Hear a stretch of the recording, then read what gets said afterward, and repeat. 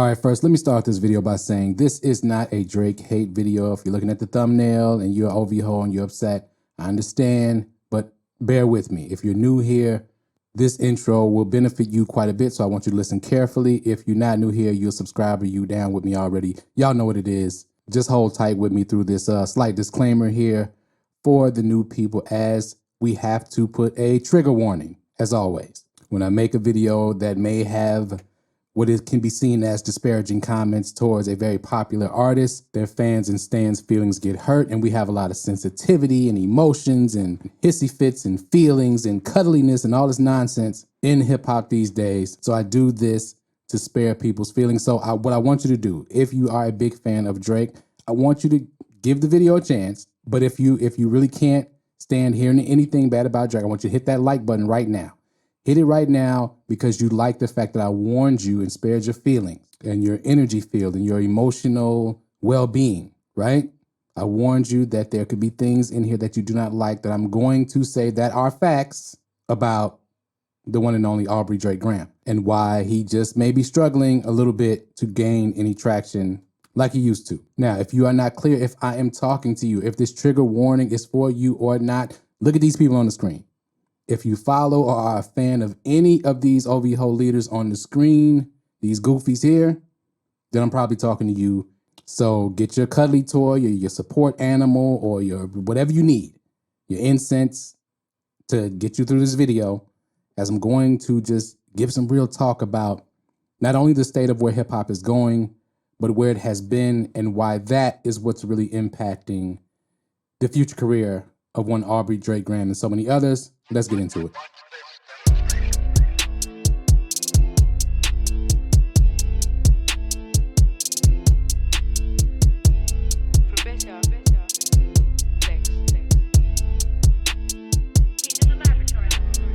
All right, let's get right into it. Now, first things first, I want to say that 2025 thus far has been a very good year for hip hop music, in my opinion. Now, the music that has been released thus far, whether we have Clips, Let God Sort Them Out, which to me is the album of the year, quite possibly album of the decade, but Freddie Gibbs and Alchemist, Alfredo 2, also the Larry June, 2 Chainz and Alchemist joint. Jid just dropped God Does Like Ugly. You had the Ray Vaughn record early in the year, as well as the battle between Ray Vaughn, Joey Badass, and some of the West and East Coast. Great exchange of lyrics and lyrical battle during that period in time. You have the Tyler, the Creator record that he just dropped out of nowhere. You have the OGs coming back. You got the Raekwon album, which is fantastic. You got Ghostface now releasing Supreme Clientele 2. You have the Slick Rick record that I personally enjoyed, that Nas executive produced through Mass Appeal. So a lot of great hip hop is happening, a lot. And for some reason, Aubrey Drake Graham is still up with the shenanigans. Now listen, last year was a rough year. It is rough for a top MC to lose a battle. It has happened to the best of them. Jay-Z lost the battle to Nas very badly. Technically Lil Wayne lost to Pusha T. Both of them let it roll off their shoulders. They continued, right? Ja Rule, okay, that went a different way. But let's put into perspective why Drake could have overcame losing the battle last year, but has not, and is now pretty much has been turned into a regular artist and is having to fight the fight of a regular artist as far as gaining traction and getting popularity for your songs. And he does not know how to adjust to this new position that, to me, he put himself in.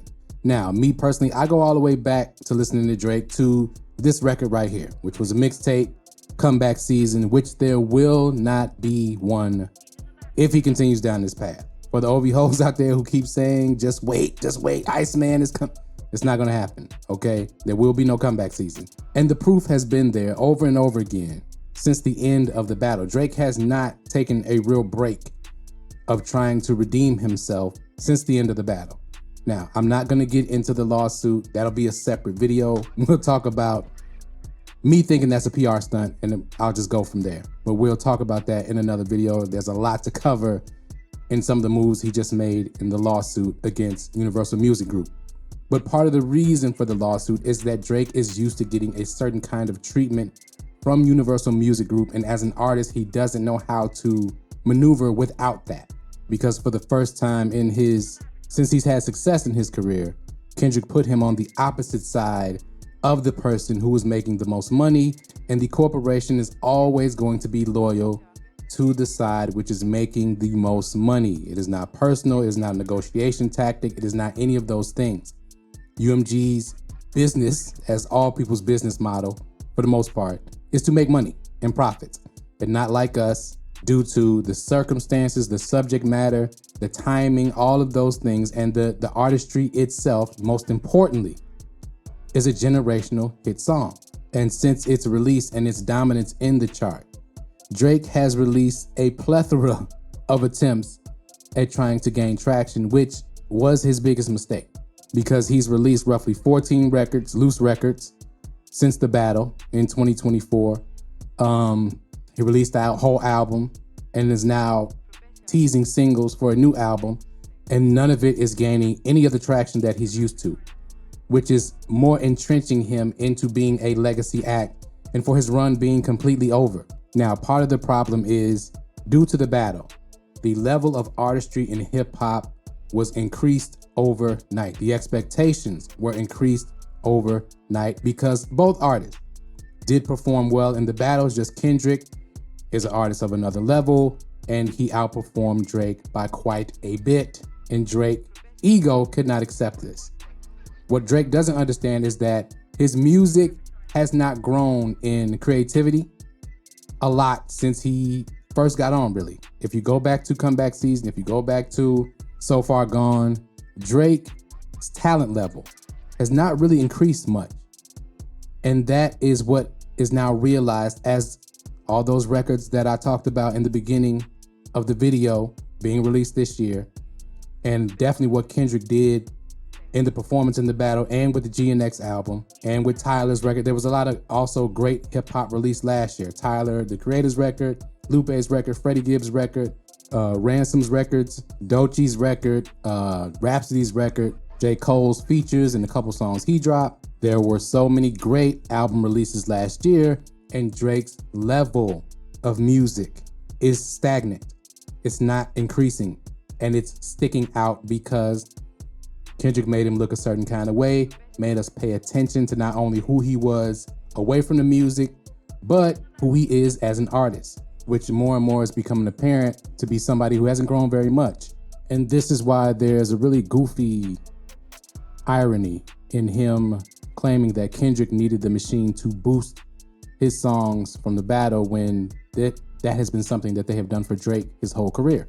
And he has admitted to as much. Now, Drake as an artist checks a lot of boxes for a corporation. He's very marketable because he's racially ambiguous, right? He's Jewish, he's foreign, he's Canadian, which is kind of a very neutral and culturally diverse country, which kind of stays out of conflicts.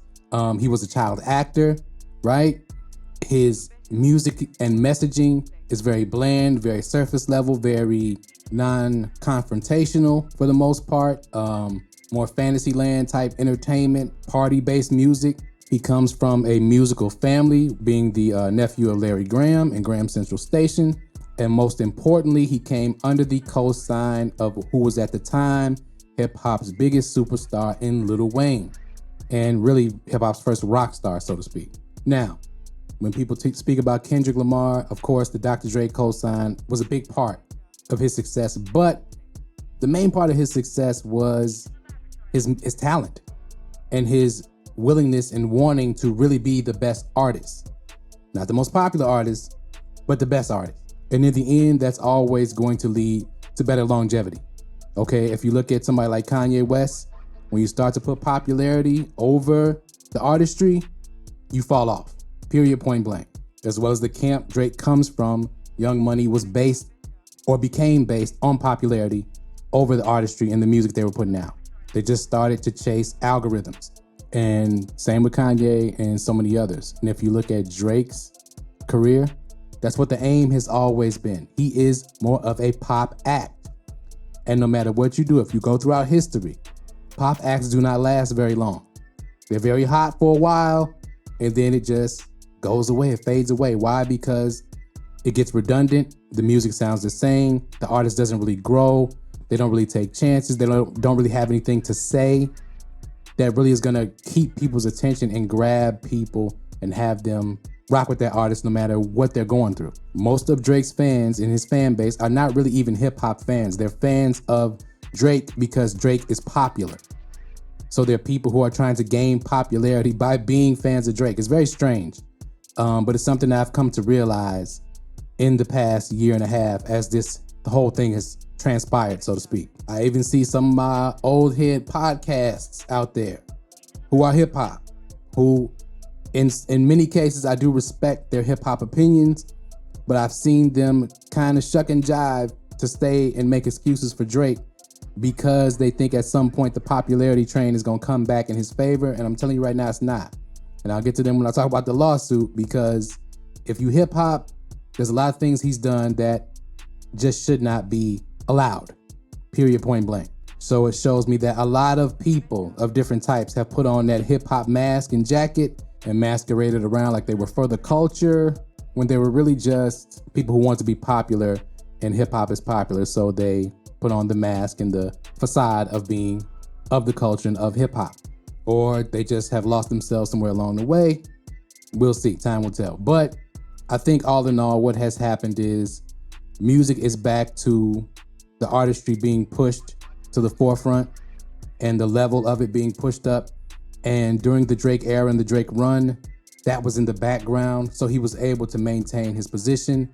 He's not going to be able to do it unless he's able to improve creatively and improve his artistry. And so far, even though I like some of the records, I like the Cheerios record that leaked. I like I think it was Blue, Red, Green. There was a couple of records that he dropped during this time period. I was like, okay, those are okay. The What Did I Miss record is not that bad. It's okay, but it's not a hit record like that. It doesn't stand up to the level that hip hop is currently at in 2025. It definitely don't stand up to what Jid and the Clips just did this summer, right? Those records are not even close to any records on those albums, all right, that Drake has come out with that are the lead singles for Iceman. So if I was him, I would go back to the drawing board, but he probably won't because his ego won't let him. And somehow he thinks the publicity stunt of this lawsuit is going to help boost that album. But really, in truth is, you don't need a boost in publicity, you need a boost in talent, and probably need to hire some new writers and things, right? Shout out to Casper the Friendly Ghost. But anyway, that is all I have, man. Let me know what y'all think in the comments below. Am I off base? Is Drake as talented as anybody and as talented as he's always ever been? Is his artistry great? Right? And he's just hit a bad patch. Let me know what you think in the comments below, man. Hit that like button if you haven't hit that like button. Hit that subscribe button if you're not subscribed. It's important. Share this video. Share this video. Share this video. If you rock with the channel, share this video. Tell a friend to tell a friend. Thank y'all for watching as always. We back at it and we out.